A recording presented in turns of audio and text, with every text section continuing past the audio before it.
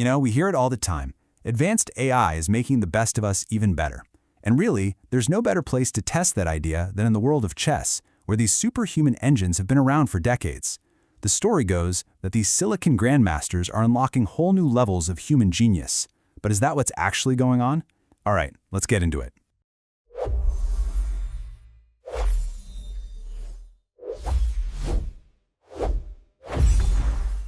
I mean, you can't get a stronger endorsement than that.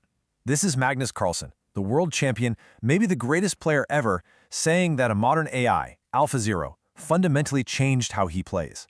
This quote is basically the poster child for the idea that the latest AI is absolutely essential if you want to reach that next level.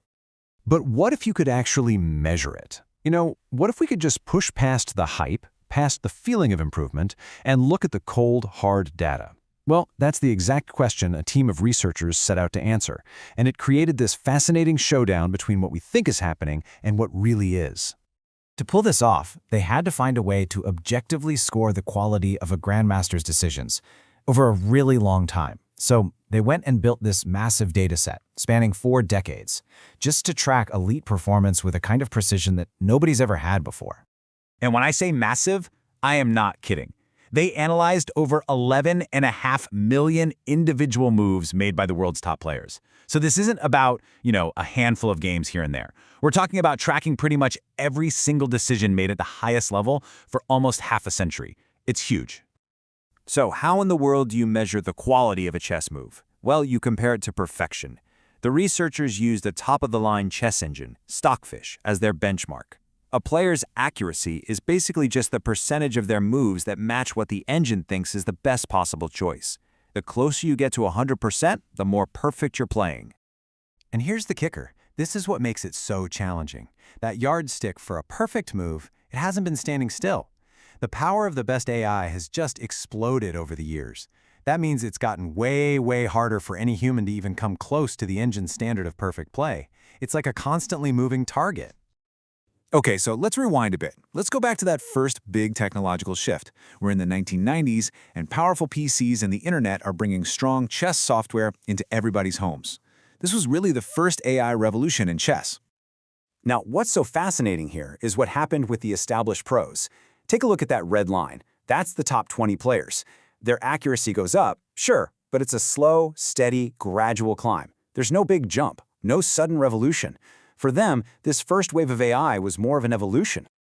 But now, look at the blue line. These are the top junior players, and right around 1999, their performance just shoots through the roof. It's a massive, dramatic leap. This is that change point the scientists were looking for, and it tells us that this first AI revolution hit different groups in very different ways. So what gives? Why the huge difference? Well, for these young players who were still learning and developing, this new tech was absolutely essential. It basically democratized knowledge that used to be hidden away. It gave them a super strong training partner that never got tired. For them, AI wasn't just another tool. It was a rocket booster that changed how fast they could master the game. Okay, so that brings us to the modern era and the myth of AlphaZero. This is the second AI revolution, the one powered by deep learning, and everyone, Magnus Carlsen included, thought this was going to change the game all over again. I mean, the stage was perfectly set for another huge jump. In 2017, AlphaZero just appears, and it plays this weird, brilliant chess that nobody had ever seen. By 2019, people are studying its games like sacred texts, and by 2020, its tech is being baked into the engines everyone uses. The expectation was crystal clear. Here comes another revolution. And here it is. This is probably the biggest surprise in the entire study. The expectation was another massive leap in performance, but the reality, the data shows nothing. No significant improvement in decision quality for the world's best players. Actually, their accuracy started to level off, to plateau. And if you want to see the proof, just look at the chart. They were hunting for another one of those big, dramatic change points. But for the top players, that's the panel on the far left, it just isn't there during the AlphaZero years. The line is steady. Despite all the hype, their objective performance just didn't get a boost. So this leads us to this really interesting puzzle, and it's centered on the guy we started with, Magnus Carlsen. He felt like AlphaZero made him a different player, but the data is telling a totally different story. So what is going on here? Check out Carlsen's own performance numbers over his career. His accuracy, his ability to find the best move, to avoid mistakes, all of it peaked around 2012-2013. That's years before AlphaZero was even a thing. So his best chess, at least by these objective standards, came way before the AI he said changed his entire game. And that is the absolute key question, isn't it? If the newest, shiniest AI wasn't the essential ingredient that got him to his peak, then we have to ask, what was? What are we missing by focusing so much on the tech? Well, the answer seems to lie completely outside the computer. Carlsen is famous for his holistic approach to training. He works incredibly hard on his physical conditioning, running on a treadmill so he has the endurance for these grueling 7-hour games. He does yoga, not just for flexibility, but for physical strength and, maybe most importantly, for mental calm under unbelievable pressure. And hey, don't just take my word for it. Carlsen himself said, "Most of my core exercises originate from my yoga."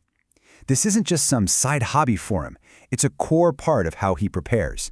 It really seems that when you get to the absolute peak of human performance, these other physical and mental factors might actually be the most essential things for getting an edge. So, where does all this leave us? It's pretty clear that AI is an amazing partner, but it's not some magic bullet. Its real role is a lot more nuanced than we tend to think. So, let's just break down the big takeaways here. Okay, so let's put it all together. First, AI's biggest, most dramatic impact is as a supercharger for people who are still in their formative years, still learning the ropes. Second, for the experts, the masters who are already at the top, it's a valuable tool for sure, but it doesn't seem to be creating these huge breakthroughs. And third, and maybe this is the most important part, at the very, very top, it's the uniquely human stuff, physical fitness, mental strength, that remains absolutely essential. And that leaves us with one last big idea to chew on. Chess has always been kind of the lab rat for AI. So, if its most powerful effect here is on supercharging the learning process for newcomers, not revolutionizing the skills of the top experts, what does that mean for its role in other complex fields like medicine or law or science? It kind of suggests AI might turn out to be the most powerful educational tool we've ever built, rather than a simple replacement for human expertise. And that is something we're thinking about.